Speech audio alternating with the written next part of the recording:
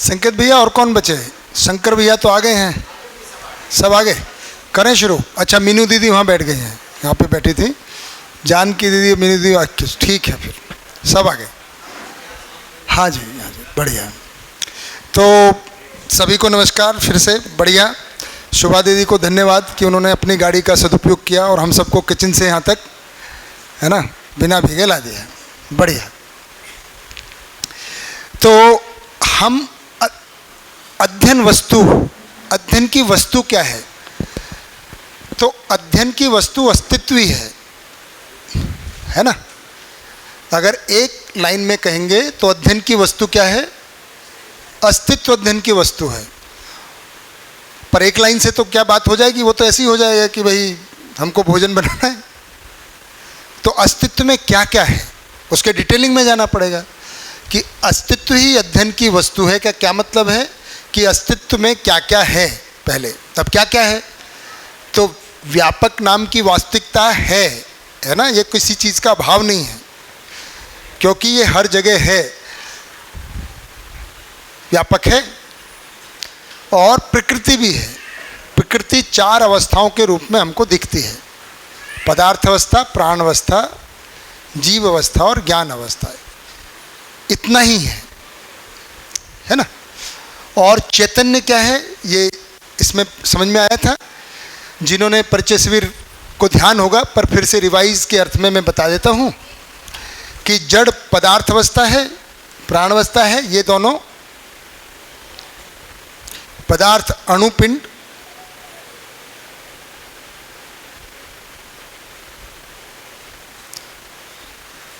प्राण, क्योंकि अणुपिंड से कोशिकाएं बनती हैं, है ना, जब विकास होता है तो ये कोशिकाएं हैं।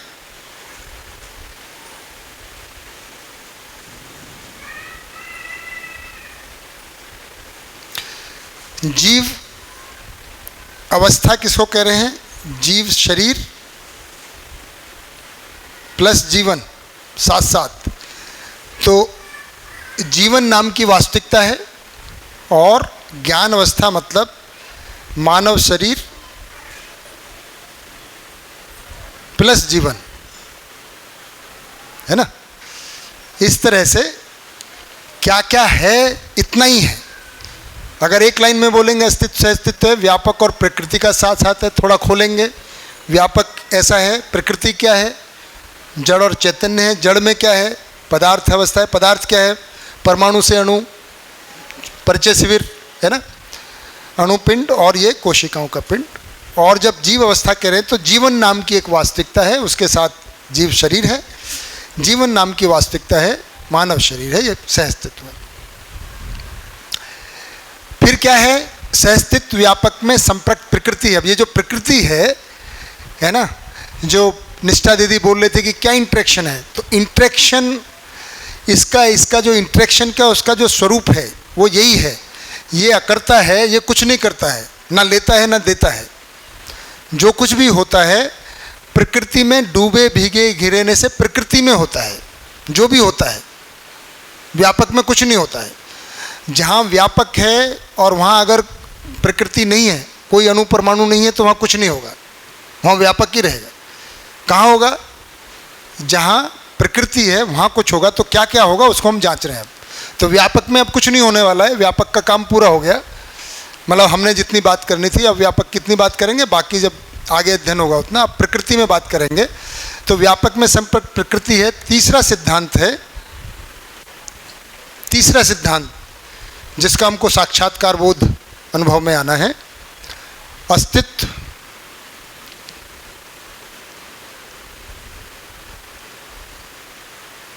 नित्य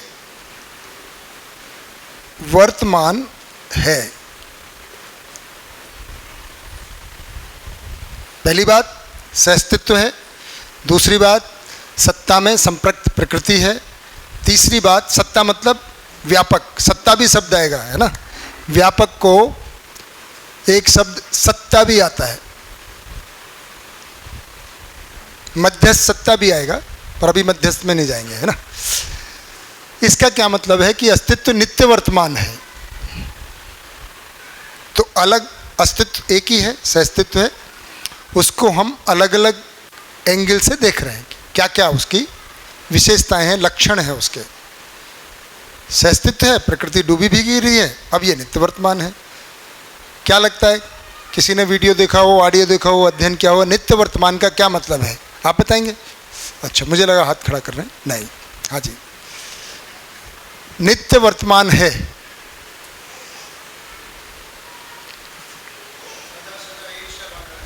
सदा सदा एक सा बना रहता है। ठीक बात हो गई ना? ना कम होता है ना ज़्यादा होता है, ये भी बात ठीक है, बिल्कुल। ना कम होता है ना ज़्यादा होता है, सदा सदा एक सा बना रहता है। राजेंद्र भाई, आप कुछ कह रहे थे? माइक माइक से बोलें, माइक से बोलें राजेंद्र भाई। समय वास्तविकता नहीं है। समय, तो समय की कहाँ बात कर रहे हैं? नित्य वर्तमान है तो समय तो वास्तविकता है ही नहीं ना। अच्छा, समय क्या है? इससे सवाल ये आता है फिर समय क्या है? तो पहले इसको क्वेश्चन में लिख लेते हैं। 14 किताब वाला तो हो गया, टिक मार्क कर दें इसको, क्यों पढ़नी है? समय,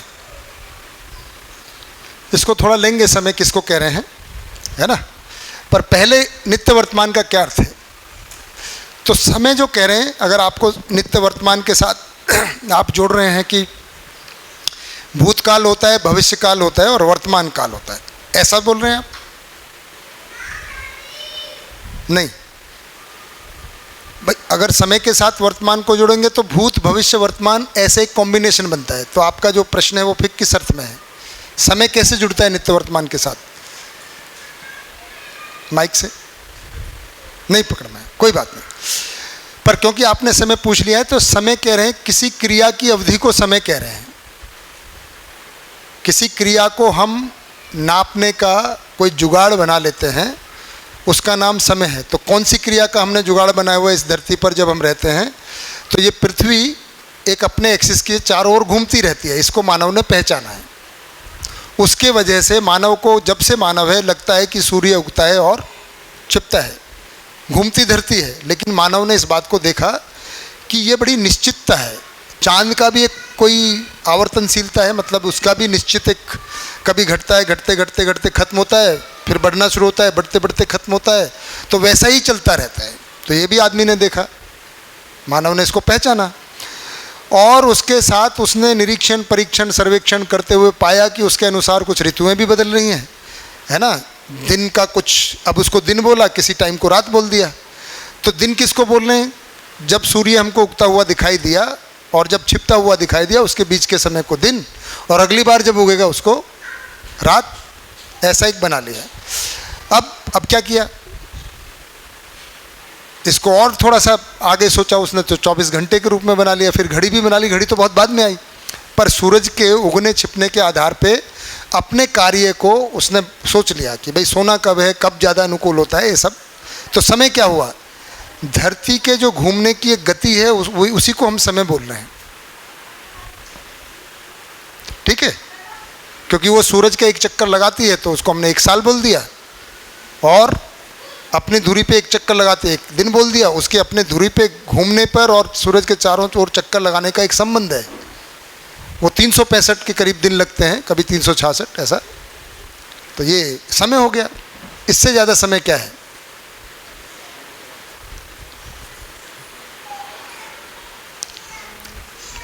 ये साइंस में समय को अलग बताया, जैसे फील्ड होता है ना, वैसे ही बताया है। जैसे आइंस्टीन का जैसे समय है, उसमें कोई वस्तु डालेंगे तो उसमें कर्व बन जाता है, ऐसे ही बताया है। कैसे, दोबारा बताएं। जैसे समय को ना एक फील्ड के रूप में बताया है। जैसे इधर समय है, इसमें कोई वस्तु है, जैसे पृथ्वी है, तो उसमें कर्व हो जाता है, ऐसी कुछ बताया है। वो तो ग्रेविटेशन को नहीं बोला है क्या? डायमेंशन लिया है, स्पेस और ग्रेविटी को, स्पेस को बोला है उन्होंने, जिसको हम व्यापक बोल रहे हैं ना, वो उसका स्पेस और हमारा व्यापक अलग अलग चीज़ है। उन्होंने स्पेस को ऐसे माना है कि उसमें अगर, है ना, ग्रेविटी को एक्सप्लेन करने के लिए बोला है, समय को नहीं बोले। हालांकि समय उसके साथ जुड़ा हुआ है, पर समय कुछ अलग चीज़ है ना। उन्होंने प्रकाश की गति के साथ कुछ जोड़ा है उसको। तो लेकिन जो आप बता रहे हो वो ग्रेविटेशन को एक्सप्लेन करने के लिए बोला है। कि धरती की ओर चीज़ें क्यों दौड़ती हैं, तो उसको ऐसा लगा कि जैसे कर्व है, चादर पे धरती रखी हुई है, तो क्या होता है, गड्ढा जैसा पड़ता है। अब उसके आसपास कुछ भी चीज़ जाएगी तो वो कहाँ जाएगी, तो ग्रेविटेशन को एक्सप्लेन कर रहा है। न्यूटन ने अलग तरह से किया था, वो समय का अलग चीज़ है उसका, पर मूलतः जिसको हम समय कह रहे हैं वो यही है, धरती का घूमना। ठीक है राजेंद्र भैया, किसी को समय पे और कुछ पूछना कहना हो, क्योंकि समय की डायमेंशन खोल दिया भैया ने।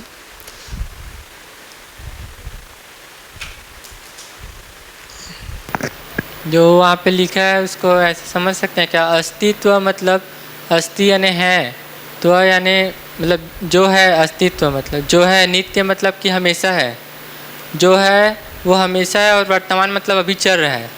ठीक है, जो है वो हमेशा है और अभी भी चल रहा है। 1 घंटा पहले का वर्तमान में देखें तो उस टाइम भी अस्तित्व था, 1 घंटा बाद का वर्तमान को देखेंगे तो भी अस्तित्व था, करोड़ों साल का बाद का भी देखेंगे तो भी अस्तित्व है, करोड़ों साल पहले का देखेंगे तो भी अस्तित्व है। उसके टाइम के वर्तमान में भी वो था। हाँ। तो अस्तित्व उस टाइम भी था, करोड़ों साल पहले, और उसके भी पहले था, और अभी बाद में जब भी सोचे तो हमेशा से है। तो ऐसा बोले ना तो दूसरी भाषा में ना इसका जन्म है ना मृत्यु है, ना बिगिनिंग है ना एंड है। बहुत सारे तरह से समझ सकते हैं, जैसे उन्होंने बोला था कि सदा सदा एक सा है, हमेशा है, और बिल्कुल क्लियरली बोलें तो इसका ना बिगिनिंग है ना एंड है। हमारे मान्यताओं में कहीं ना कहीं ऐसा बैठा दिया जाता है या बैठ गया है कि भाई कोई चीज़ शुरू होती है तो ख़त्म भी होती है, ख़त्म होती है तो शुरू होती है। ख़त्म शुरू क्या होती है उसकी बात करेंगे, अस्तित्व में फिर क्या क्या होता है। पर जब अस्तित्व को समग्रता में देखते हैं, है ना, सहअस्तित्व के रूप में देख रहे हैं, तो ये नित्य वर्तमान है, मतलब हमेशा से है, ना तो कभी इसकी शुरुआत है ना कभी इसका एंड होना है। फिर होता क्या क्या है वो आगे की बात है। जी माइक, इधर वाला माइक, इसको एक तरीके से बैठ के भी बोल। हाँ भैया, इसको एक तरीके से ये और बोला गया कि जिसने भी एग्जिस्टेंस को जब देखा हमेशा एक ही प्रकार के देखा, माने जब जब किसी ने एग्जिस्टेंस को देखा है उसको वैसे ही प्रतीत हुआ, अलग अलग नहीं, सेम। हाँ ठीक बात है। इसका क्या मतलब है कि है, हाँ, पर इसका एक और मतलब है। तो एक तो इस, हाँ जी दीदी, जान की दीदी कुछ पूछना चाह रही है, माइक।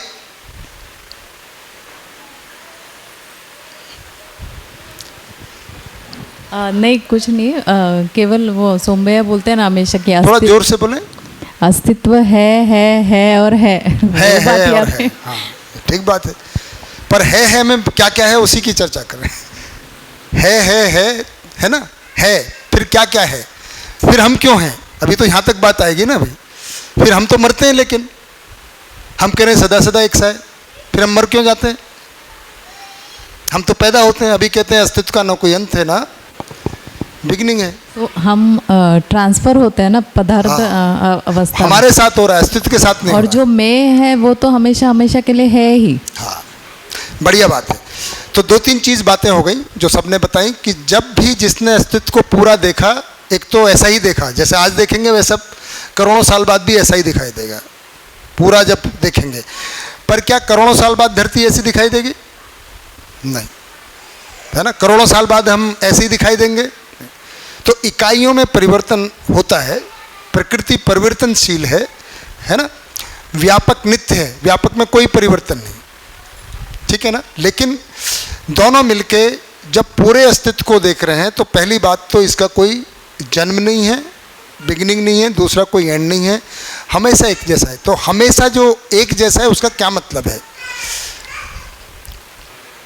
अस्तित्व के लेवल पे जब देखेंगे, अस्तित्व के लेवल पे जब देखेंगे तो जो जो चीज़ जिस जिस अवस्था में आज है वही वही चीज़ हमेशा मिलेगी, कोई नई पैदा नहीं हो जाएगी। जो आज नहीं है ऐसा नहीं हो जाएगा कि कोई चीज़ आज नहीं है लेकिन करोड़ों साल बाद दिख जाएगी, या आज है और करोड़ों साल पहले नहीं थी। हजम होता है? बताता हूँ, थोड़ा ध्यान से देखो। अभी हम अस्तित्व को थोड़ा धरती के उदाहरण के लिए धरती पे ले आते हैं, इस धरती पे, है ना।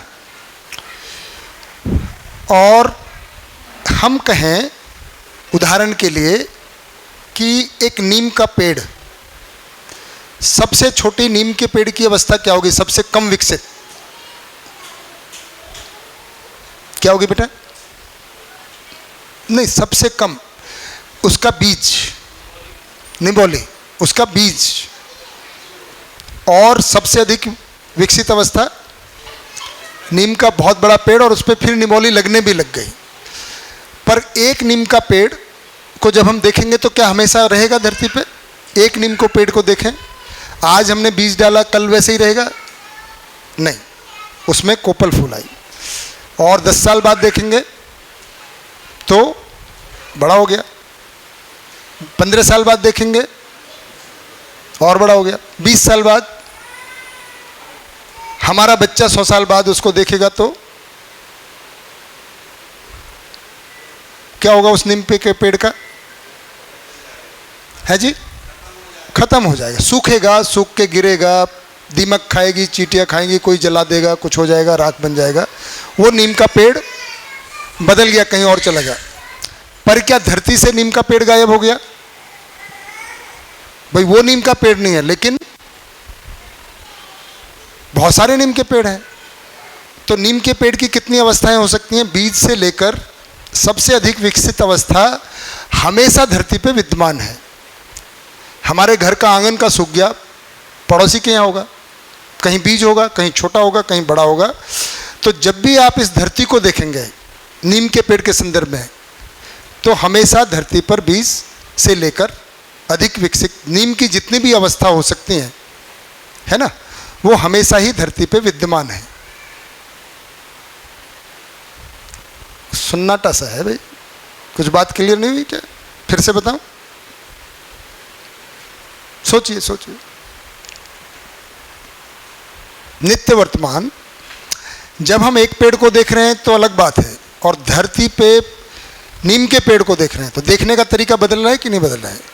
हम धरती पे जब नीम के पेड़ को देखते हैं तो कहीं बीज मिल जाएगा, हमारे घर में नहीं तो आपके घर में होगा, कहीं पे बहुत केवल स्तूसी मतलब उगाई है, और कहीं पे बहुत बड़ा है, कहीं पे उसकी विरचना भी हो रही है, कहीं पे सूख भी पड़ा है, कहीं पे गिरा भी पड़ा है, कहीं पे दीमक भी खा रही है। हर स्थिति में जितनी भी स्थिति नीम के पेड़ की हो सकती है वो मिल जाएगी। चलिए इसको दूसरे तरह से कहते हैं, ये शायद उदाहरण बैठे। मानव की इस धरती पर, अभी धरती की बात कर रहे हैं, है ना, कितनी अवस्था हो सकती है जी? माइक लेके बताएं, अगर बोल रहे हैं तो माइक से माइक दे दें भाई। देविका बहन कुछ बता रही है। मानव की इस धरती पर मानव कितनी अवस्थाओं में पाया जा सकता है? थोड़ा जोर से बोलें, माइक ऑन करके।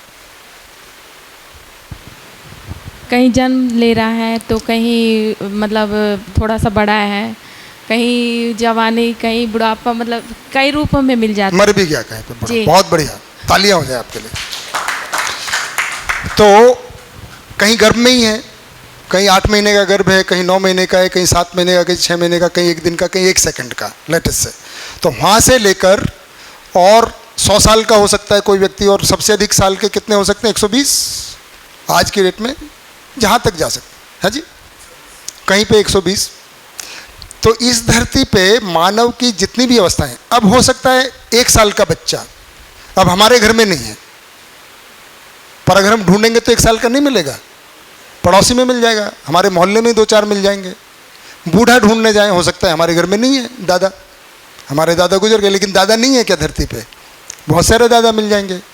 तो मानव की जितनी भी अवस्थाएं हैं, है ना, इस धरती पे मिल जाएगी। हमारे घर में हो ये जरूरी नहीं है। नित्य वर्तमान का मतलब है व्यापक तो हमेशा हमेशा से एक जैसा ही है, ये तो असीम ऐसे ही है। परिवर्तन कहाँ हो रहा है? प्रकृति में हो रहा है। प्रकृति की जितनी भी अवस्थाएं हो सकती हैं, कम से कम विकसित, अधिक से अधिक विकसित, भाई परिवर्तन होगा कुछ ना कुछ, है ना, वो सभी हमेशा ही विद्यमान है अगर अस्तित्व को देखेंगे। जैसे हम इस सोलर सिस्टम को ही देख लें एक उदाहरण के लिए, तो धरती इस सोलर सिस्टम में सबसे विकसित दिखती है। 4 अवस्थाएं इस पर, है ना, पदार्थ भी है, प्राण भी है, जीव भी है, मानव। चांद पे पानी भी नहीं है, हवा भी नहीं है। मंगल पे चांद से विकसित होगा शायद, है ना? तभी तो वहाँ जाने की सोच रहे हैं कि भाई शायद ऐसा बोल रहे हैं, ढूंढ रहे हैं। तो अलग अलग स्थितियाँ हो गई ना। ऐसे ही इस धरती की सबसे अधिक विकसित अवस्था हो सकती है ना? तो वो यहाँ नहीं है, कहीं तो हो गई, अस्तित्व में है, हमारे धरती पे नहीं है ना? तो क्लियर होगी बात। इस स्थिति को बोल रहे हैं कि अस्तित्व नित्य वर्तमान है, यानी कि जो है, जो था नहीं वो होगा नहीं। हम सोच लें आज तो नहीं है लेकिन कल कुछ हो जाए, पता नहीं, ऐसा कुछ नहीं है। अस्तित्व बिल्कुल निश्चित है, जो है।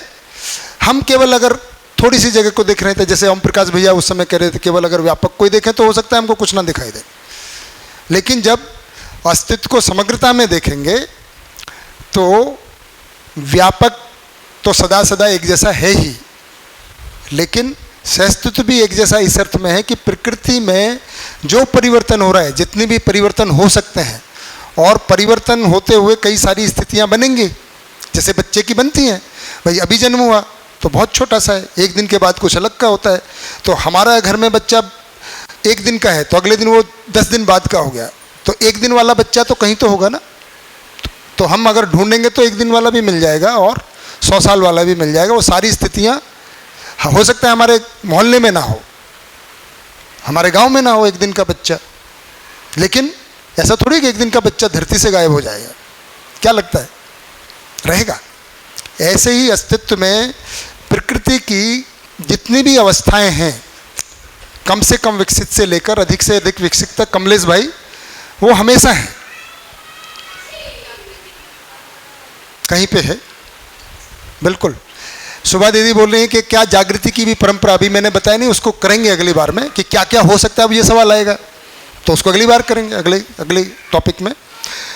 तो कम से कम विकसित जो जागृति की परंपरा है वो भी किसी धरती पर है, इस धरती पर नहीं। तो ऐसी धरती है। माइक।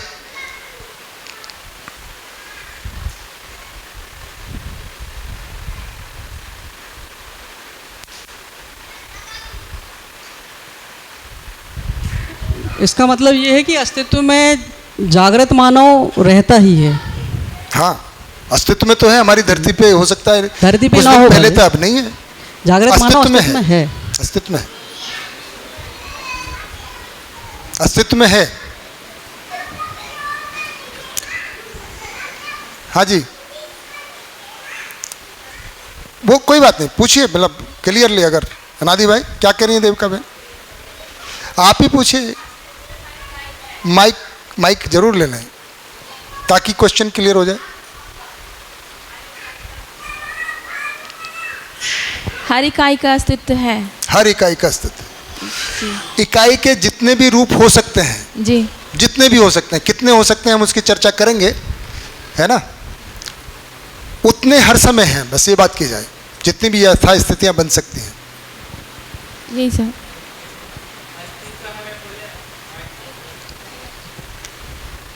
अस्तित्व में बोले आप, जैसे कि हर इकाई है उसका अस्तित्व है, व्यापक है उसका अस्तित्व है, और जो ज्ञान गोचर चीज़ है, विश्वास, कृतज्ञता, उसका भी अस्तित्व उसका भी अस्तित्व है, और वो हमेशा रहेगा। है, मतलब है। विश्वास, सम्मान, स्नेह सब है।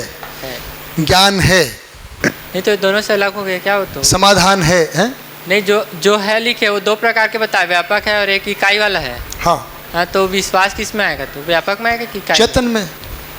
विश्वास चैतन्य में से प्रकट होता है, अस्तित्व में है, प्रकट कैसे होता है? वो तो चैतन्य इकाई से। विश्वास तो इकाई नहीं है ना, वो चैतन्य तो हाँ, तो इकाई इकाई नहीं है, चैतन्य इकाई है क्या? है चैतन्य इकाई है, उसकी बात करेंगे। विश्वास तो तीसरे लाइन बना सकते हैं क्या उसको? है जी, जैसे 2 लाइन बताएं, जो है उसको 2 प्रकार में बांटे, एक व्यापक है, एक व्यापक वाला वास्तविकता और एक इकाई वाला वास्तविकता, जिसको प्रकृति बोल रहे हो ना। तो वो जो विश्वास है, प्रेम है, कृतज्ञता है, वो भी वास्तविकता है, मतलब अस्तित्व है उसका। तो उसको किसी लाइन में रखेंगे कैसे? तीसरा लाइन मतलब भाव को कहाँ रखेंगे, किस में रखेंगे, या अलग से लाइन बनेगा, ऐसा पूछना अच्छा, ऐसा बोल रहे हो, ये बढ़िया सवाल है। संकेत भैया बताइए कहाँ रखें? ऊर्जा तो आई गया, व्यापक ही है मूल ऊर्जा तो। नहीं, माइक ले लीजिए। जैसे व्यापक से प्रकृति नहीं बनता, मतलब इसका जड़ सब वो सब नहीं बनता। लेकिन साइंस में ऐसा है कि ऊर्जा से वस्तु बन जाता है। ऐसा हाँ। साइंस में है। हाँ, तो ऊर्जा दोनों का अलग अलग है, फिर एक है। और जो फील्ड है, जो ग्रेविटी फील्ड है, इलेक्ट्रॉन फील्ड है, हिग्स फील्ड है, वो दोनों में से किस में आएगा? क्या चीज? फील्ड। फील्ड। फील्ड, फील्ड किसको कह रहे हैं? वस्तु के रूप में क्या है? जो विज्ञान किसको फील्ड कह रहा है?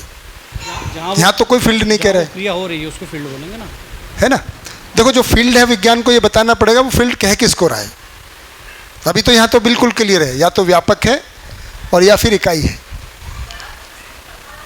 हाँ जी, माइक। प्रभाव पर इनका बढ़िया सवाल है ना, ये बढ़िया सवाल पूछ रहे हैं, इसका तो हमको समाधान ढूंढना पड़ेगा संकेत भैया। हेमलाल भैया शायद इसको बता देंगे। भैया ये विश्वास, सम्मान, इसने ये कहाँ है? ये इकाई है कि व्यापक है, ये क्या है? आप बताओ। तो मैंने बोला ना डिफिकल्ट सवाल आएगा तो मैं बैठूंगा, आप बताओगे भैया।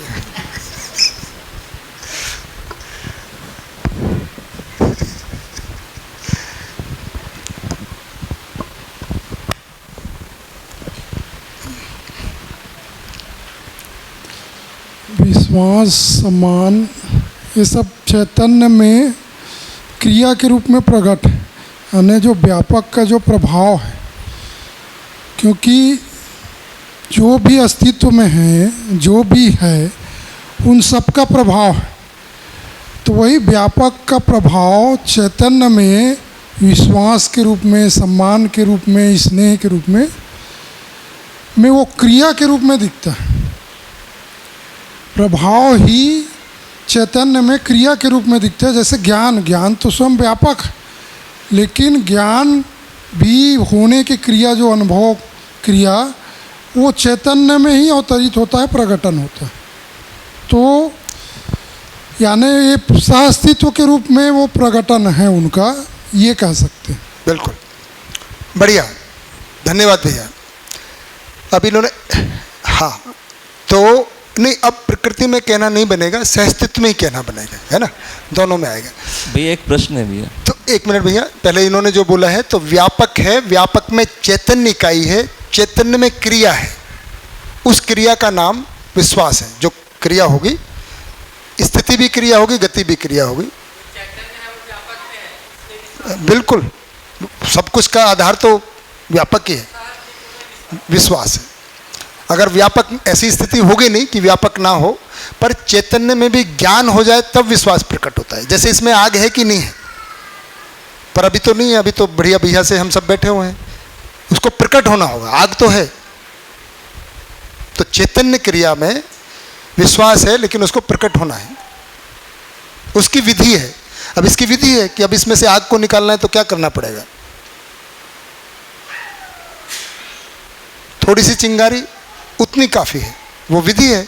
मोमबत्ती से, मिट्टी का तेल से, कुछ से थोड़ी सी जला दीजिए, फिर ये सारी ही जल के आपको तो प्रकट हो गई आग, जो ऊर्जा के रूप में ताप है वो प्रकट हो गया, है ना। अभी वो क्रिया के रूप में इसमें है। किस क्रिया के रूप में? जो मॉलिक्यूल्स क्रिया कर रहे हैं, एटम आपस में क्रिया कर रहे हैं, वो उनमें आग प्रकट होने की संभावना के रूप में स्थिति में आग है। तो स्थिति में हम में विश्वास है, सम्मान है, जो कि अभी प्रकट होना है। ठीक है, बढ़िया, गहरा सवाल है लेकिन बढ़िया है, अच्छा पूछा है ना। ये बेटा ठीक है, ये जवाब ठीक है, बढ़िया। राकेश भैया ठीक है, धन्यवाद हेमलाल भैया। हाँ जी, और कौन पूछ रहे थे इसके साथ? आपका पहले, हाँ, ऊर्जा, माइक ले लीजिए।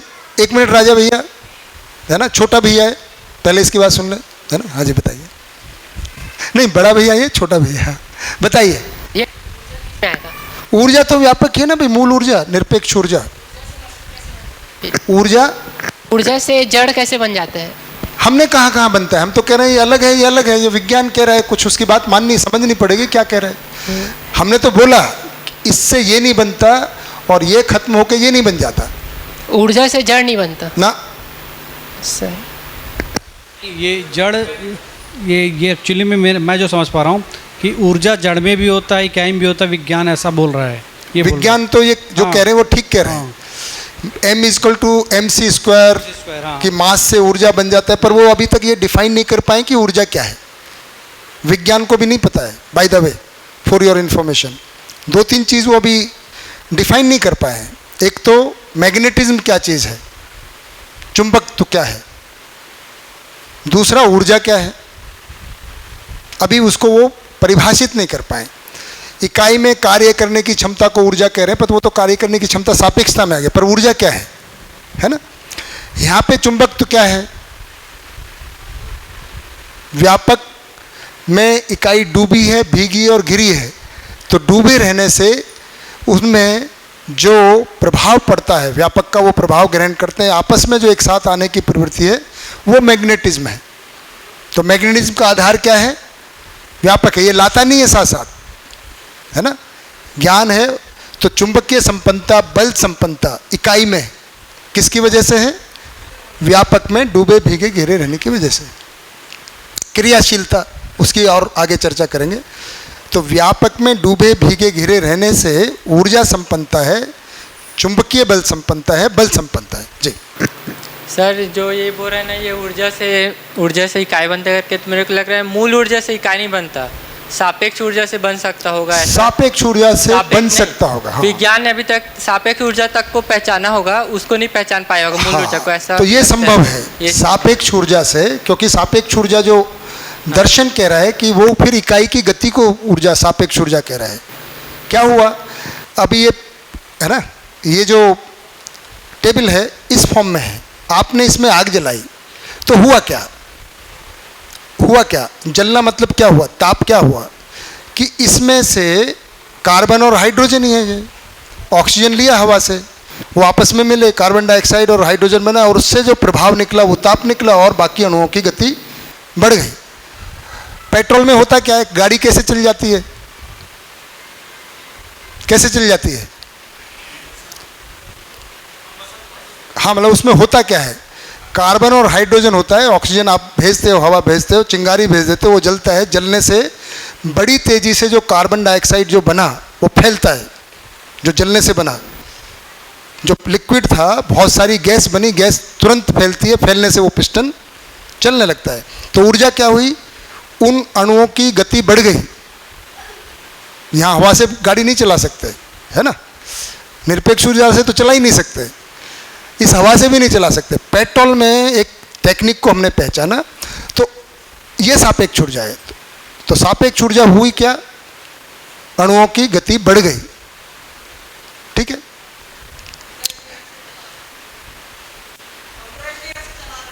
हाँ, कंप्रेस्ड गैस, हाँ, वो तो आपने कंप्रेस की, वो फिर फैलेगी, तो इसीलिए उनकी गति बढ़ेगी, तभी आपको गति दे पाएंगे, उनमें गति आएगी, तो गति का ही ट्रांसफॉर्मेशन हो रहा है।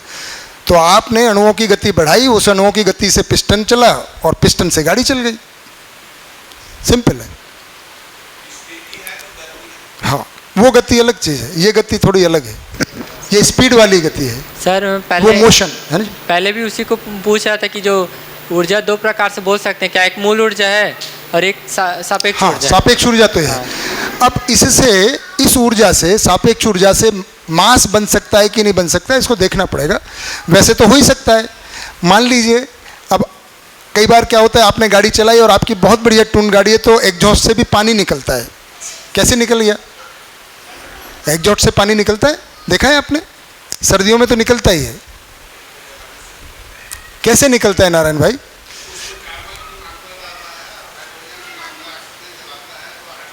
अब माइक दे दे, माइक है किधर, एक मिनट,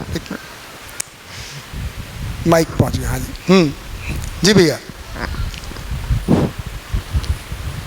हाइड्रोजन और ऑक्सीजन की मात्रा जो रहता है वो पानी बनता है, ये तो पता है। तो कार्बन डाइऑक्साइड बनता है, तो उसमें जलता है धुआं दे करके, तो हाइड्रोजन और ऑक्सीजन मिल करके जो बचा रहता है लकड़ी में मात्रा, वो पानी के रूप में निकल जाता है।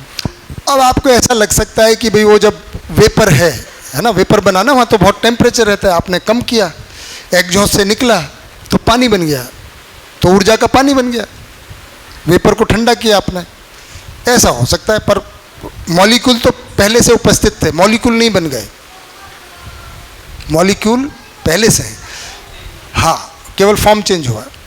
तो इसलिए अभी E=mc² तो समझ में आता है ना, कि भाई ऊर्जा बढ़ रही है, क्योंकि जैसे पेट्रोल जलाया तो पेट्रोल जल गया तो बना, लेकिन कुछ तो बना ना, और उसके प्रभाव के रूप में ताप पैदा हुआ, गति पैदा हो गई। पर अब ताप के प्रभाव से कोई मैटर बन जाए, इसका अभी कोई प्रूफ है क्या? मुझे नहीं पता, अभी कोई प्रूफ दिख नहीं रहा है। ऊर्जा से मास बन जाना, मास से ऊर्जा का तो वो बोल रहे हैं, पर उसमें तो ये माना जा रहा है, मैं ऐसा समझा हूँ कि मास खत्म हो जाए, ऐसा नहीं है, ट्रांसफॉर्म ही तो हुआ।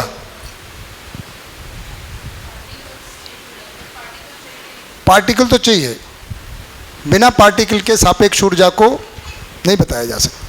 जैसे साइंस अभी पहचाना कि स्थितिज ऊर्जा होता है कि गतिज ऊर्जा होता है, ऐसा करके पहचाना है। तो वो तो हाँ, वो नहीं, मतलब वो मूल ऊर्जा को नहीं पहचाना है, ये जो दूसरे टाइप के ऊर्जा को पहचाना, ये जो जिनसे हम काम ले सकते हैं उनको सापेक्ष ऊर्जा बोल रहे हैं। मतलब कि जो भी यंत्र है उससे केवल सापेक्ष ऊर्जा को ही पहचान सकते हैं। मूल ऊर्जा को पहचानने के लिए वो अनुभव करना पड़ेगा। अनुभव, बिल्कुल सही बात। जो क्वांटम क्या डायनेमिक्स है उसमें मैं पढ़ा था कि जैसे ऊर्जा है वो किसी फील्ड में आएगा तब वो मैटर बनेगा। जैसे आप इलेक्ट्रिक फील्ड में एनर्जी दोगे तो वहाँ से इलेक्ट्रॉन बनेगा, ऐसा उसमें थ्योरी है। हाँ, तो उसकी थ्योरी तो आपकी मान्यता वाले उसमें बांध के रखो पोटली में। अभी तो कह रहे हैं निरपेक्ष ऊर्जा है वो तो पोटली है ही अपनी बहुत सारी, है ना। आदर्शवाद की भी है, भौतिकवाद की भी है। वो जो कह रहे हैं हम उनको अभी गलत नहीं कह रहे, है ना भाई। उनकी अभी भाषा ही हमको समझ में नहीं आती है। हमको जो समझ में आ रहा है वो आपको बता रहे हैं। हमको ये समझ में आता है कि व्यापक से जड़ पैदा नहीं हो सकता। हाँ, और है, हाँ जी, ऊर्जा से क्या समझते हैं? है जी, प्रश्न बता रहा हूँ, ऊर्जा से क्या संबंध समझते हैं? ऊर्जा क्या है? वैज्ञानिक ना, हाँ नहीं पता उनको। आप कुछ बोले माइक।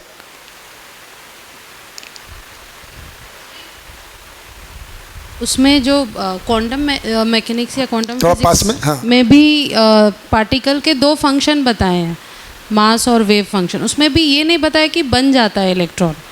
इलेक्ट्रॉन कहाँ बनता है ऐसा कहीं नहीं लिखा हुआ है। लिखा है? नहीं, फंक्शन दिया है उसका, इट कैन हैव 2 फंक्शंस। बनने का तो हमने भी नहीं पढ़ा है। नहीं पढ़ा है, क्वांटम में भी नहीं पढ़ा है। आप पढ़ लीजिएगा दोबारा, अगर है तो सोचिएगा। पर यहाँ ऐसा नहीं कह रहे, है ना, ठीक है ना। नहीं तो उनको कोई कमी थोड़ी है भाई, खूब सारा पेट्रोल बनाओ, फिर क्या परेशानी है। अगर ऊर्जा से नहीं, ऊर्जा से मास बना सकते हैं तो चिंता की क्या बात है। बनाओ यार, खूब सारा बना दो, फिर क्या, पेट्रोल भी बना दो, यूरेनियम भी बना दो, सोना भी बना दो, खाना भी बना दो, क्या दिक्कत है। फिर क्यों इतनी चिंता है। फिर वैज्ञानिक ही कह रहे हैं कि भैया ये धरती रहने लायक नहीं है, मंगल पे जाओ। अगर बना सकते हो ऊर्जा से तो बना दो भाई, क्या दिक्कत। ऊर्जा की क्या कमी है, सूर्य से इतनी सारी ऊर्जा आ रही है। अगर ये सही है भाई, देखो अल्टीमेटली तो फल परिणाम आना चाहिए ना, सिद्धांत है। तो अगर इलेक्ट्रॉन बना सकते हैं तो प्रोटॉन भी बन ही जाएगा, है ना। तो इलेक्ट्रॉन प्रोटॉन को जोड़ो, खूब सारा पानी पिलाओ लोगों को। पानी के लिए युद्ध की क्या जरूरत है। ऊर्जा आ ही रही है सूरज से, फैक्ट्रियां लगाओ बढ़िया से, पानी की भी लगा दो, खाने की भी लगा दो। गरीबी क्यों है फिर। अगर ऊर्जा से बन जाता है तो कोई चीज़ की कमी रहेगी क्या राकेश भाई। बनाओ खूब बढ़िया से, सोलर एनर्जी आ रही है खूब, फोटोन के रूप में, इलेक्ट्रॉन के रूप में, जो भी मानते हो। प्रमाण देखिए उसी में होगा, है ना। कि हाँ भाई, कोई वैज्ञानिक ये नहीं बोले फिर कि बहुत पॉल्यूशन हो गया, धरती खत्म हो जाएगी, बचाओ भैया इसको, कोई चिंता की बात नहीं, ठीक कर लेंगे। मंगल की जाने क्यों बात करें, इसी को ठीक करो और बनाओ सबके लिए खूब बढ़िया बिना पॉल्यूशन के चीज़ें, है ना। तो अगर कोई सिद्धांत है फाइनली फलित होना है उसको, है ना। तो नित्य वर्तमान है, अस्तित्व कैसा है, क्लियर हो गया। तो कोई हम में ये मान्यता बैठी हुई है कि किसी दिन कुछ और हो जाएगा, किसी दिन कोई नया आ जाएगा, या नया था खत्म हो गया, पहले बहुत अच्छा था अभी खराब है बाद में अच्छा होगा, है ना। ये सब कुछ नहीं है। जो है, जो था है भी, रहेगा भी। क्या सूत्र निकल के आता है, जो था कब, हमेशा से, है भी,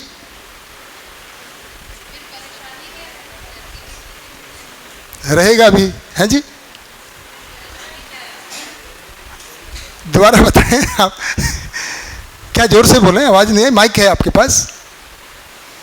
फिर क्या परेशानी है? धरती तो बीमार भी नहीं है, सब जगह कुछ ना कुछ कहीं ना कहीं है ही है। हाँ फिर क्या परेशानी है? हाँ, परेशानी बहुत बढ़िया है। क्या मतलब धरती खत्म हो जाए तो क्या परेशानी है?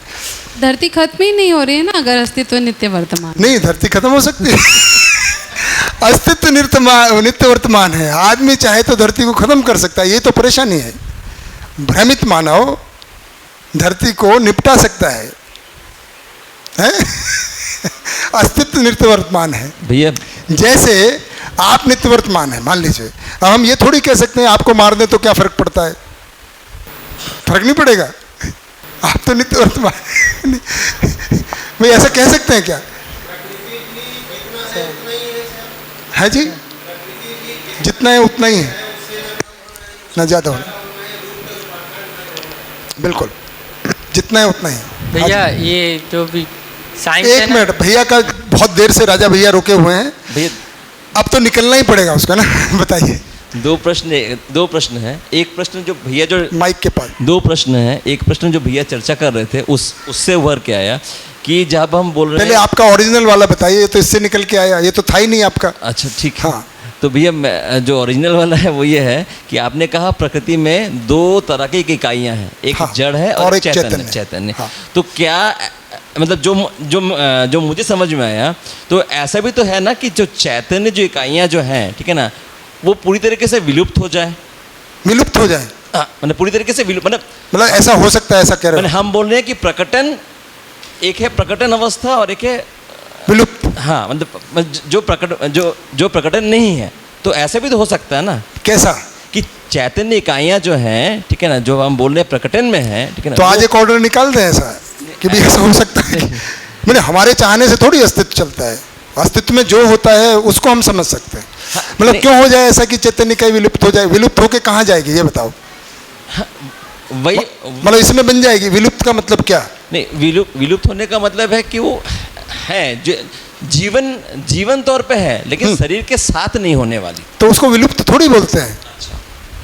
जीवन अभी भी है, था भी, रहेगा भी। अभी इसको क्लियर करेंगे।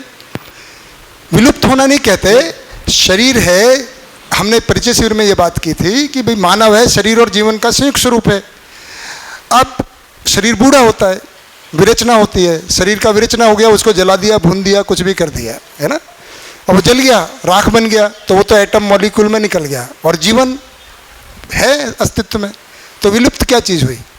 कुछ भी विलुप्त नहीं हुआ, ट्रांसफॉर्मेशन हुआ। हाँ, लेकिन ये जो आपने कहा ना अस्तित्व नित्य वर्तमान है, तो यहाँ पे अस्तित्व नित्य वर्तमान में है। अगर चैतन्य इकाइयों को लूँ तो उसमें ये है कि वो है, लेकिन उनका जो फॉर्म है, जो विजिबल फॉर्म था, वो नहीं रहा। ऐसा नहीं, तो वो तो चैतन्य इकाई में क्या क्या होता है उसकी तो बात करेंगे अलग से। अभी तो ये कह रहे हैं कि अस्तित्व को जब पूरे रूप में देखते हैं कि ऐसा नहीं है कि कभी जीवन नहीं था, कभी नहीं होगा, ऐसा नहीं हो सकता। पर मानव में क्या क्या होता है, ये तो जब मानव की बात करके करेंगे ना, है ना। कि चैतन्य इकाई पर विलुप्त जो कह रहे हो, वो विलुप्तीकरण नहीं है। विलुप्तीकरण का मतलब है परंपरा खत्म हो गई, ऐसा नहीं। अभी हम ये कह रहे हैं कि शरीर और जीवन साथ साथ हैं। शरीर खत्म हो जाता है, उसका रूप बदल जाता है, जीवन है ही है भी, अब रहेगा भी। ठीक है, तो एक तो ये क्वेश्चन क्लियर हो गया। पर ये आगे आएगा कि जीवन में क्या होता है। ये तो अभी बहुत सारे सिद्धांत हैं ना भाई अस्तित्व के, अभी तो 3-4 ही हैं, कम से कम 10-12 तो निकल के ही आएंगे, कम से कम, है ना। दूसरा जो इनकी चर्चा से निकल के आया, हाँ, दूसरा जो भैया बोल रहे थे कि रिलेटिव एनर्जी है ना, एक बोल रहे हैं हम एब्सोल्यूट और एक बोल रहे हैं रिलेटिव। तो रिलेटिव एनर्जी में जो सापेक्ष ऊर्जा बोल रहे हैं जिसको, तो सापेक्ष ऊर्जा में जब हम देखते हैं कि मॉइस्चर या टेम्परेचर के बढ़ने के साथ कीट पतंग जो उत्पन्न हो रहा है, तो क्या ये वही नहीं है कि एनर्जी जो है वो एक दूसरे इसमें आ जा रहा है? एनर्जी कहाँ, वो तो एटम मॉलिक्यूल से कोशिकाएं बन गई। हाँ, नहीं तो अब हम ये देखते हैं कि कीट पतंगों की संख्या जो है वो टेम्परेचर या ह्यूमिडिटी के ऊपर डिपेंड करता है। हाँ, तो क्या हो गया, वो तो उसका कारक तत्व है मतलब। पर ऐसा थोड़ी हो गया कि ऊर्जा नथिंग से कुछ क्रिएट हो गया। भाई कीट पतंगे हैं, बने, मिट्टी में मिल गए, तो हवा पानी हवा में होता ही है, धूल मिट्टी सब ऐसा। तो कीट पतंग फिर उनका अस्तित्व फिर कैसे हुआ? फिर कैसे हो? हाँ, उनका अस्तित्व फिर कैसे? हाँ, तो वो तो जैसे पेड़ पौधे आ गए, ऐसे कीट पतंगे भी आ गए। जैसे पेड़ पौधे आ गए, ऐसे कीट पतंगे भी आ गए। उनके अनुकूल वातावरण मिला, हो गए पैदा। भाई आप मई की धूप में बिना पानी के बीज डाल दोगे तो पेड़ थोड़ी बन जाएगा, पानी चाहिए उसको, अनुकूल वातावरण। तो बरसात के मौसम में अनुकूल वातावरण, कुछ अणु परमाणु साथ आए और कीट पतंगे आ गए, है ना। तो लेकिन वो मास यानी कि इकाई, जड़ और जो कोशिका पदार्थ अवस्था और प्राण अवस्था में ही अभी उसकी बात करेंगे, वो आना ही है ना, पद चक्र, उसकी बात करेंगे। क्या हो क्या रहा है अभी देखिए, अभी तो शुरुआत हुई है, सारे सिद्धांतों को कर लेंगे जो जो निकल के आएंगे, ठीक है। कुछ और नहीं, मैं जो विज्ञान जिसका ऊर्जा का परिभाषा बोलता है वो है, विज्ञान जो ऊर्जा का परिभाषा बोलता है, विज्ञान जिसको परिभाषा बोलता है वो है किसी भी मतलब किसी भी कार्य करते हैं, किसी भी वस्तु के कार्य करने की क्षमता को ऊर्जा बोलते हैं। तो मूल ऊर्जा में तो कुछ क्षमता तो होता ही, मतलब किसी भी चीज़ के कार्य करने, इसीलिए तो कुछ कार्य नहीं करता है, इसीलिए कंफ्यूजन हो रहा है, ऐसा मैं सोच रहा हूँ कि विज्ञान जिस ऊर्जा को बोल रहा है वो है कार्य करने की क्षमता ऊर्जा है, पर वो ऊर्जा सापेक्ष ऊर्जा एक्चुअली देखिए, विज्ञान निरपेक्ष ऊर्जा और सापेक्ष ऊर्जा को डिफरेंशिएट नहीं कर रहा है। जब वो ऊर्जा की बात कर रहा है वो सापेक्ष ऊर्जा की बात कर रहा है, तो इसीलिए कंफ्यूजन हो रहा है क्योंकि वो कार्य करने की क्षमता, तो इसलिए वो सापेक्ष ऊर्जा की बात कर रहा है, हमेशा सापेक्ष ऊर्जा, उसी का परिभाषा दिया, उसी को पहचान पाया, और जो निरपेक्ष है उसको पहचान नहीं पाया है। बिल्कुल ऐसा, वो तो अनुभव में ही आना है ना। ऐसा नियम है, देखिए कि अगर हितेश भाई सवाल पूछेंगे तो मुकुंद भाई को तो पूछना ही है।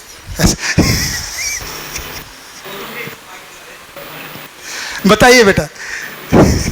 उसमें ऊर्जा क्वांटम में तो ऐसी है कि जैसे कोई वेव है, हाँ। वो कितने समय में कितना गति कर रहा है उसको ऊर्जा बोल रहे हैं। ऐसे। क्या वेव? जैसे वेव क्या है? वेव तरंग। नहीं, वो तो हिंदी में हो गई। अंग्रेजी में हिंदी हो जाने से थोड़ी कोई वास्तविकता बदल गई। मतलब वेव वस्तु के रूप में क्या है, वास्तविकता क्या है? वो दोनों है, वस्तु भी है और तो वस्तु है ना, है भी और नहीं भी है। अरे मतलब वेव क्या है? वस्तु में कंपन, वेव उसी को बोलेंगे ना। आपने पानी है और उसमें पत्थर डाला और वो जो लहर बनी वो वेव है, तो उसके लिए वस्तु तो होना पड़ेगा ना। आपने रस्सी को ऐसे झटका, रस्सी को झटका तो वेव बनेगी ना। प्रकाश, कुछ परमाणु अणु हैं उनको हिलाया किसी ने तो वेव बनेगी ना। प्रकाश है तो इलेक्ट्रॉन है, फोटोन है भी बोलते हैं, नहीं भी बोलते। अरे तो भाई वो कंफ्यूज्ड है, अब क्या किया जाए, बोलते हैं भी कि नहीं भी है। द्वैती प्रकृति तो बोलते तय कर ले पहले कि है कि नहीं है। दोनों है। नहीं है तो कुछ होता ही नहीं है। अलग स्थिति में अलग काम करता है। पहले नहीं है का मतलब क्या है? नहीं है तो कुछ नहीं है ना, अस्तित्व में तो जो है उसकी बात कर रहे हैं। तो विज्ञान पहले तय तो करे कि भी क्या है क्या नहीं है। ठीक है। तो विज्ञान की जो मान्यताएं हैं अभी उनको जो अपूर्ण हैं, कुछ का प्रयोग होना है, उनको हमें खाने में रखते हैं। इसलिए मध्यस्थ दर्शन की अवधारणा की बात कर रहे हैं। मैंने इसलिए आज सुबह ही बोला था कि हमको सबसे ज़्यादा समझ में क्या दिक्कत आती है, हमारी ज़िंदगी भर की कमाई है, BA MA BSc MSc कर डाली, इतना पढ़ डाले, अब इसको बोलने ऐसा तो है ही नहीं, ये तो गलत है। तो अपने तो अस्तित्व खतरे में आ गया ना। ये हमारे साथ भी हुआ है बेटा। ये तो ऐसी आप बोलो ग्रेविटी नहीं है तो उसमें क्वेश्चन तो मैंने कहाँ बोला ग्रेविटी नहीं, नहीं है? मतलब ऐसी अब कोई नियम है, अब उसमें हम लोग पढ़े हैं उसको। देखो, जो विज्ञान ने सही बोला और मध्यस्थ दर्शन में भी सही आ गया, उसको हम सही कह रहे हैं अभी, है ना। अभी हमारी अगर निष्ठा बोलेंगे तो ज़्यादा अभी हम थोड़े से बायस्ड हैं। बायस्ड मतलब हमारा झुकाव अभी नागराज जी की तरफ है, क्योंकि वो हमें खुशी आदमी दिखाई दिए। और आज तक एक वैज्ञानिक ऐसा नहीं मिला जिसके 2-4 बीबी ने डंडे नहीं मारे हों और खुद सुखी नहीं दिखाई दे, कोई सुखी नहीं दिखाई दिया। सब भूता से, परेशान से ऐसे दिखते हैं ज़्यादातर। एक आध साइंटिस्ट ठीक ठाक दिखते हैं, पर वो मध्यस्थ दर्शन में ही पाए जाते हैं। जैसे वैज्ञानिक के सामने बैठे, वो मध्यस्थ दर्शन में आ गए, वो भी साइंटिस्ट हैं। हाँ, वो भी साइंटिस्ट हैं। ये मतलब ऐसा है कि ऐसे नहीं है, मतलब नियम जो पढ़े हैं वो नहीं है बोलेगे तो आएगा ही ना। नहीं, जो पढ़े हैं भाई, ऐसा थोड़ी सब कुछ ठीक पढ़ा दिया है। हमको तो बचपन में, देखिए क्या बात होती है, मान्यता का असर देखिए। बचपन में आप रो रहे हैं, माँ बाप परेशान है आपसे, चूँ चूँ हाँ करके रोए जा रहे हैं, वो परेशान है, उनको कुछ काम करना है, टीवी देखना है, आप रोए जा रहे हैं। उन्होंने बोला देखो भूत आ जाएगा, भूत खा जाएगा, भूत होता है, चुप। अब आपको लगता है भूत कोई बड़ी चीज़ है, माँ बाप से भी वो अंधेरे में छोड़ देंगे, भूत आ जाएगा, बाथरूम में बंद कर देंगे। अंधेरे में क्या होता है, आपको मान्यता बन गई कि अंधेरे में भूत होता है। अब आपको अंधेरे से डर लगेगा कि नहीं लगेगा? बनी ये मान्यता कि नहीं बनी? आपकी उम्र निकल जाएगी, आप अंधेरा हुआ नहीं, आपका दिल धड़काना है, आप परेशान हुए नहीं। भूत होता है अंधेरे में, अगर होता तो उजाले में भी होता। भूत को क्या मतलब अंधेरे उजाले से? आप बड़े हो जाते हो, थोड़े दिनों के बाद बोलते माँ बाप ने हमको बेवकूफ़ बनाया है। अब आपको लगता है, तो शिक्षा भी ऐसे ही है, बहुत सारे भूत परी कथाएं भाई। मैंने बताया ना कल, वास्तविकता सही वो भी शिक्षा में है, तो उसको पहचानना पड़ेगा। ज़्यादातर जो भौतिक रासायनिक नियम विज्ञान ने पहचाने वो वास्तविक हैं, उनका प्रमाण भी है ना। फिर अभाव वाले सब जो नहीं है वो भी है भाई, अभाव को बता रहे हैं। कुछ सुविधा के लिए कुछ परिकथाएं हैं, मैथमेटिक्स से निकल के आते हैं। मैंने पूछा ना, विज्ञान को आपने पढ़ा है, मैंने भी पढ़ा है, डायनेमिक्स में भी पढ़ाते हैं, स्टैटिक्स में भी पढ़ाते हैं। ये क्या चीज़ है बताओ, इसकी वास्तविकता क्या है?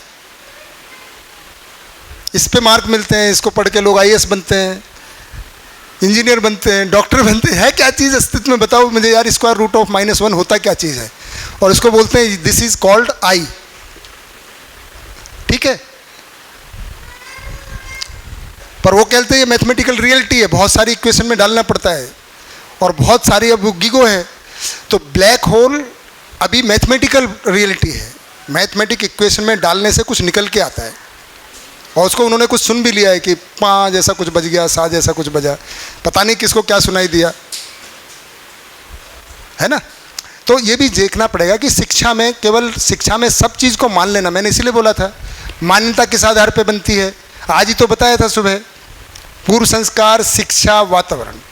तो ये इतना हमको जकड़ लेता है, और सबसे गहरी मानता है जो विज्ञान के नाम से पढ़ाया जाता है वो सब ठीक है, ये गड़बड़ है, ये हमारी गठरी से निकलना बड़ा मुश्किल है। तो बेटा देख लो अब, है ना। तो मैंने ये कहा कि विज्ञान की हो चाहे संप्रदाय धर्म की हो, सारी मान्यताओं के गठरी में बांधें और थोड़ा सा चित्त के कोने में रख दें कि इनको देखेंगे, पर सवाल पूछना बंद मत करें, है ना। हमको पता तो चलना चाहिए क्या सवाल है, क्या विज्ञान कह रहा है ना। ठीक है, ये वास्तविकता दिखती है। इसको पढ़ा है कि नहीं पढ़ा है? पढ़ा है, बिल्कुल। कैलकुलस पढ़ा है, delta D by delta T, infinite, है ना। इनफाइनाइट क्या होता है, माइनस इनफाइनाइट क्या होता है बताओ? तो दोनों को बनाते हैं ना। इसको आप इंटीग्रेट करो, minus infinite two plus infinite, बताइए। इसको लेके बहुत सारी कैलकुलेशन डेवलप है। बताओ माइनस इनफाइनाइट कौन सी वास्तविकता होगी? अब बोलते हैं भाई माइनस इनफाइनाइट, बोलते कि नहीं बोलते? वास्तविकता में क्या है?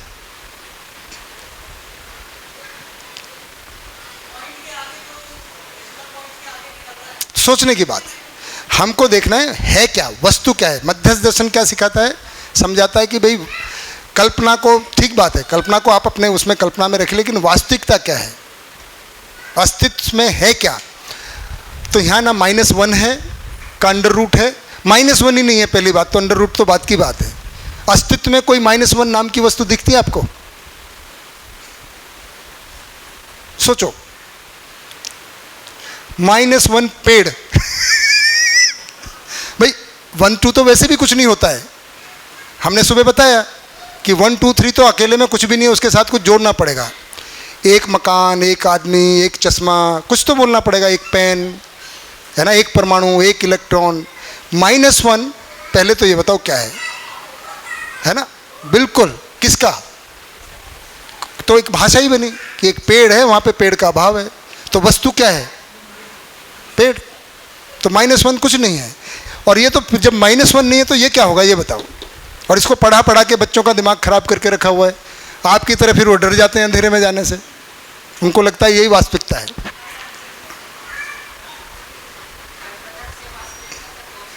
अब मालूम लीजिए। हाँ,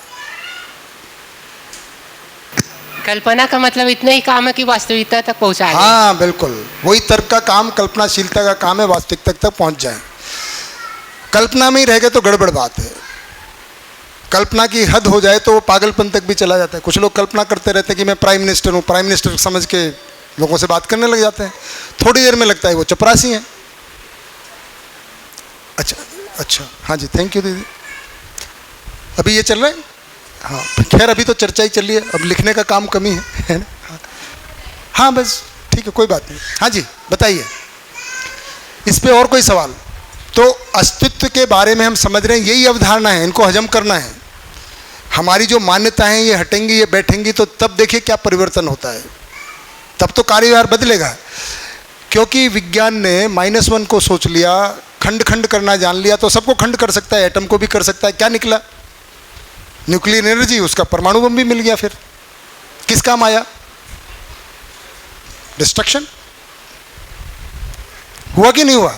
क्या हम डिस्ट्रक्शन चाहते हैं? नहीं। तो अधूरा है विज्ञान। विज्ञान को ज्ञान सम्मत होना पड़ेगा, विवेक सम्मत। पहले प्रयोजन समझना पड़ेगा, तब विज्ञान काम का है, नहीं तो फालतू है। विज्ञान गुण और स्वभाव समझे है, गुणों तक ज्यादा पहुंचा है, स्वभाव को नहीं समझा है। रूप, ज्यादातर रूप, थोड़ा बहुत गुण। रूप और गुण। रूप और गुण, स्वभाव और धर्म नहीं समझा है। अब बाकी लोगों के लिए रूप गुण क्या है, स्वभाव क्या है, उसको मैं बता देता हूँ आज, नहीं तो इन्होंने बोल दिया तो आपको लगता रहेगा कि ये रूप गुण स्वभाव धर्म क्या होता है। कर दें इसको। तो अस्तित्व नित्य वर्तमान है, जो था है भी रहेगा भी, पहले तो ये है ना। हर इकाई 3 है ना, अस्तित्व में 3 तरह के सत्य हैं। क्या क्या सत्य हैं, है ना। ये केवल भाषा आएगी, अभी ये अस्तित्व से मैं जुड़ा हुआ नहीं रख रहा हूँ, ये तो क्योंकि इन्होंने रूप गुण बोल दिया, सुबह भी बोला था, तो वो क्लियर हो जाए। एक होता है स्थिति सत्य,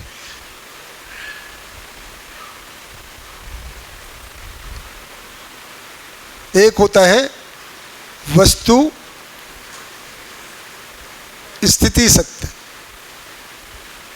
और तीसरा होता है वस्तुगत सत्य। पूरा अगर सत्य को देखेंगे तो सत्य को 3 आयामों में देख पाते हैं, है ना। थोड़ा टॉपिक से अलग हट गया। स्थिति सत्य, इसी को स्थिति सत्य कह रहे हैं, जो 2 नंबर लिखा हुआ है कि अगर किसी इकाई की स्थिति कैसी है कि वो सत्ता में, व्यापक में डूबी भीगी गिरी है, ये सत्य है। और ये स्थिति सत्य कभी बदलता नहीं, डूबी गिरी थी, है, रहेगी। कोई भी इकाई, किसी भी फॉर्म बदल जाए, लेकिन ये सत्य नहीं बदलने वाला है। मेरा शरीर विरचित हो जाए, जला दिया जाए, तो इसके जितने भी अणुपरमाणु हैं अभी भी डूबे भीगे गिरे हैं, फिर बदल गए, कोशिका से बन के कार्बन, आयरन, है ना, कॉपर, ये सब बने, तो भी वो डूबे भीगे गिर रहेंगे। तो मेरे इसमें परिवर्तन होने से कोई फर्क नहीं पड़ेगा। इसको क्या कह रहे हैं? स्थिति सत्य। वस्तुस्थिति सत्य को बताने के लिए अभी एक चीज़ और बतानी पड़ेगी, जब वो हो जाएगी तब बताएंगे, ठीक है। जब नियति क्रम क्लियर हो जाएगा, है ना। अस्तित्व में क्या है? नियति क्रम। बिना नियति क्रम के वस्तुस्थिति सत्य समझ में नहीं आएगा। और वस्तुगत सत्य, अब कोई इकाई है ना, तो उसकी जो अपनी लाक्षणिकता है, उसका कोई रूप है।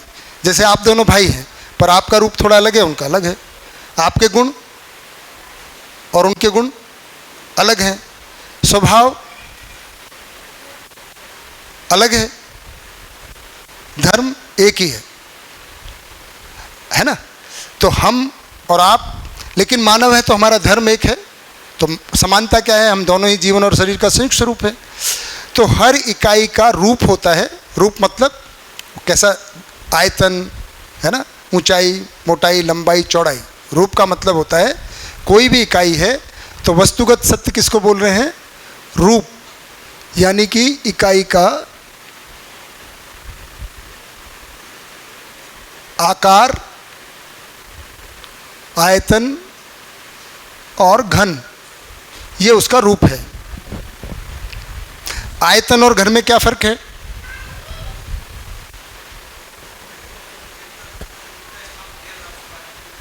मुकुंद भैया माइक लीजिए। आयतन और घन में क्या फर्क है? आयतन मतलब लंबाई, चौड़ाई और ऊंचाई, तीनों का गुणन। और घन में होता है तीनों बराबर होते हैं, लंबाई, चौड़ाई और ऊंचाई। अच्छा, वो वैसा घन नहीं है, घनत्व की बात है। घनत्व किसको कह रहे हैं? उसमें आयतन बटे द्रव्यमान, द्रव्यमान बटे आयतन को। हाँ, तो आकार तो हो गया लंबाई, चौड़ाई, ऊंचाई। आयतन हो गया जितनी वो जगह घेरता है ना नदी भाई। और घनत्व, हाँ, जितनी जगह घेरता है और उसमें जितना द्रव्यमान है उसका रेशो, है ना, उसको घनत्व बोल रहे हैं। जैसे कि इतनी रुई है और इतना ही लोहा है, तो घनत्व किसका ज़्यादा है? इतना ही सेम शेप सेम आकार में रुई है, लोहे का घनत्व ज़्यादा है, ठीक है ना। और बच्चे लोग ऐसा सवाल पूछते हैं हितेश भाई कि आपके सर पे 50 किलो वजन रुई रख दी जाए, है ना, या 50 किलो लोहा रख दिया जाए, किस में आपको ज़्यादा वजन लगेगा, किस में आप थकेंगे? हाँ, समझदार आदमी हैं। नहीं तो लोग क्या बोलते हैं, लोहे से थकेंगे। भाई 50 किलो तो रुई से भी थक सकते हैं, ऐसा बोलते हैं बच्चे लोग, ठीक है। तो रूप होता है, गुण होता है। गुण का मतलब है ना, वैसे तो सम विषम मध्यस्थ बोलते हैं, पर उसका एक दूसरे पर क्या प्रभाव है, ठंडा है, गर्म है ना, ये सब जो भी गुण होते हैं। तो मानव में अलग होगा, एक ईंट का अलग होगा, सोने का अलग होगा। सोने के क्या गुण हैं शरीर के अर्थ में? तो वो परस्परता में जो प्रभाव है उसको गुण कह रहे हैं। कोई इकाई दूसरे इकाई पर क्या प्रभाव को डालती है, उसको क्या कह रहे हैं? गुण। एक इकाई का दूसरे पे प्रभाव है ना। स्वभाव, इकाई का स्वभाव, पदार्थ अवस्था, प्राण अवस्था, सबका बताया हुआ है। रूप, गुण, स्वभाव, धर्म, ये सब मिलकर एक इकाई अलग इकाई से होगी। तो दो जुड़वा बच्चे भी हों, देखने में एक जैसा हो, तो रूप एक जैसा हो सकता है ना। स्वभाव अलग अलग हो सकता है, स्वभाव के आधार पे उनका प्रभाव अलग हो सकता है। एक के बच्चे के साथ में आए तो माँ बाप खुश हो सकते हैं, एक बच्चा आए तो परेशान हो सकते हैं, है ना। उसी तरह से धर्म तो सबका सुखी है मानव के अर्थ में। तो इसको ये कह रहे हैं, तो विज्ञान, ज़्यादातर विज्ञान ने रूप और गुण का अध्ययन किया है, स्वभाव और धर्म को भी पकड़ नहीं पाए। संकेत भैया, समय तो 6:10 इसमें घड़ी में दिखा रहा है, थोड़ा है, हेलो, फास्ट है। तो क्या चाहते हो, थोड़ा और करें आगे? ऐसा जाना नहीं है घर, है? ये तो कह रहे हैं 6 बज गया सर। नहीं, ये तो बहुत सारे अभी मेरे ख्याल से 3 हुए हैं, है ना। तो अस्तित्व दर्शन ज्ञान के लिए तो अभी बहुत कुछ बचा है। तो आगे संकेत भैया जो भी मन में आए, ये तीनों में से 2.1, 2.2, 2.3 जितना आपको ठीक लगे। तो मुझे 2 दिन आप लोगों के साथ रहने का सौभाग्य मिला, मैं फिर आऊँगा, है ना, ऐसा नहीं है। तो मैं 2 दिन आपके साथ बीच में नहीं रहूँगा। मुझे थोड़ा घर पे मेरी पत्नी ने किसी काम के लिए बुला लिया, या पत्नी की बात तो माननी पड़ती है, नहीं माननी पड़ती है? क्या लगता है ओम प्रकाश भैया? माननी पड़ेगी। घर में कुछ काम है तो उसके लिए जाना पड़ेगा, अर्जेंट काम है ना, वो मुझे ही करना पड़ेगा। संकेत भैया मेरी, है ना, जो आगे की बात है आगे बढ़ाएंगे, फिर मैं आके फिर आऊँगा, है ना, 2-3 दिन बाद जैसे ही काम पूरा होता है पर आऊँगा। और आप में से कितने लोग हैं जो साथ को चले जाएंगे, जिन्होंने टिकट किया हुआ है? नहीं, सब टिकने के लिए आए हैं। कहाँ चले जाओगे? अच्छा, धमतरी चले जाओगे। आप भी, आप तो मानो तीर जाओगे साथ में ना, हैं? भैया भाभी भाई, अब आप तो रहेंगे ना, आप घर जाएंगे। अच्छा, और आप बम्बई जाएंगे, आपके साथ कौन जाएंगे? मीनू दीदी, ठीक है, 3 लोग जाएंगे। तो संकेत भैया, बाकी 8 को कितने रुकने? बाकी सब 8 को रुके रहेंगे जितने भी दिख रहे हैं। आप तो 6 महीने के लिए, बाकी तो सब ज़्यादातर 6 महीने का ही मन बना के हैं, है ना, ठीक है। तो कल आगे की बात संकेत भैया बढ़ाएंगे और मैं फिर आपके सामने फिर से आपको सवाल पूछने वाला। वस्तु स्थिति सत्य क्या है उसके बारे में वापस बता दिया। वो अभी बचा रह गया है, उसको मैं जब नियति क्रम आगे की बात हो जाएगी तो आके कर लेंगे, ठीक है। चलिए, सभी को नमस्कार। हम लोग मिलेंगे फिर जब भी मैं आ जाऊंगा, तब तक संकेत भैया कल से। अच्छा, ताली, अरे तालियां तो बाद में। चलिए, नमस्कार, धन्यवाद, बहुत बहुत धन्यवाद। मुझे बहुत बढ़िया लगा, जैसे हर बार लगता है सब लोगों के साथ में, उतना इच्छा आप लोगों के साथ में भी लगा, ठीक है। हाँ, चलिए, नमस्कार।